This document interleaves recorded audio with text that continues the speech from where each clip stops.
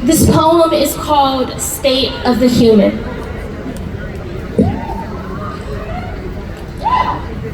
We, the people of the United States, are still deciding who the people are. Compromise again by counting each fifth of a person's humanity, though now it is easier to find ways to reduce them. Subtract 1 for skin with an excess of color. Subtract 2 for the absence of a Y chromosome. You lose another if English did not flow from your tongue first. And the last can be lost for any reason. For loving in vivid arcs of color that bend around tradition. For being born a daughter who bears the pronouns of a son.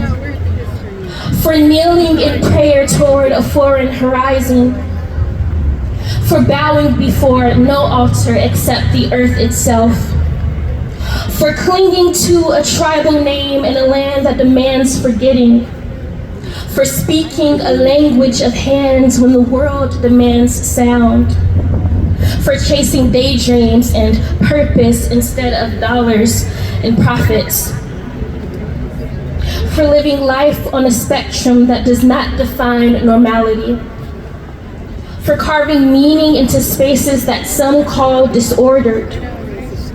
For carrying your home address in the soles of tattered shoes. For believing that your body is your body to do with as you choose.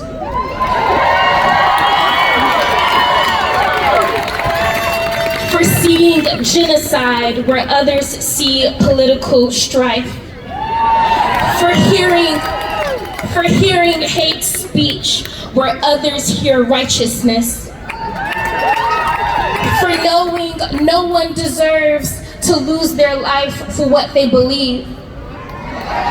For knowing what you believe should never degrade the value of another person's life. And what is a person if not the immigrant carrying a homeland between his ribs? What is a person if not the officer who breaks those ribs like glass? What is a person if not the child rehearsing survival instead of recess? What is a person if not the gunman who made that rehearsal necessary? What is a person if not me, if not you, if not them, if not a citizen, or some other label for this human birthright? But when the human is stripped away and the rights are ripped away, through what dialect will this government define our worth? Bloodlines like mine are already engraved with historical connotations meant to diminish, to degrade, to deface our power. But we have broken the bondage forced upon us before, and we will do it again if we have to. It is a shame that we have to. This country is not an accident of borders. It is the covenant of people who were exploited by the rule of one voice and banded against it to found a place worthy of being called the land of the free. Centuries later, America trembles at the sight of its own reflection, not recognizing itself in the mask of an imposter. But this is not a syndrome. We have become the mask. This guilt is well earned. With every book burning, with every censorship, with every starving child, with every mass shooting, with every brutalized body, with every broken promise, with every seed of hate that has been sown in the soil of a land that calls itself free.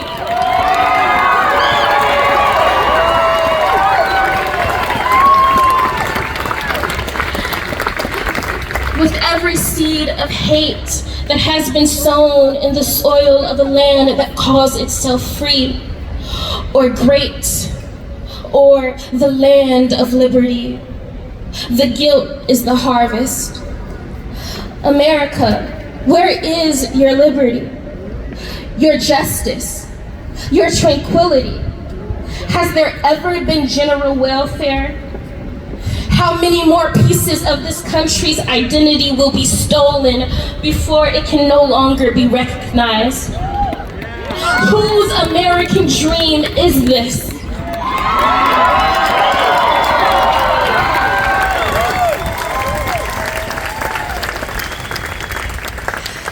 A union is not born whole.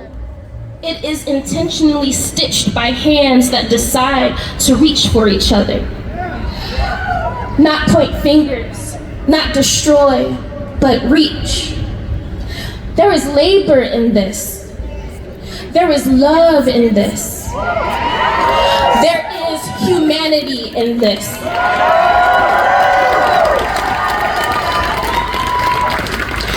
And what is a country but humanity gathered into promise, carried forward by a common will to live, to prosper, to be free?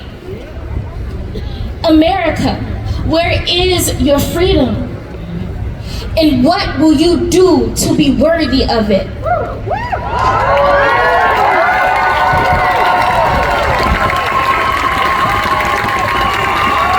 That's Sierra Rainey, ladies and gentlemen. A voice of wisdom and a voice of grace.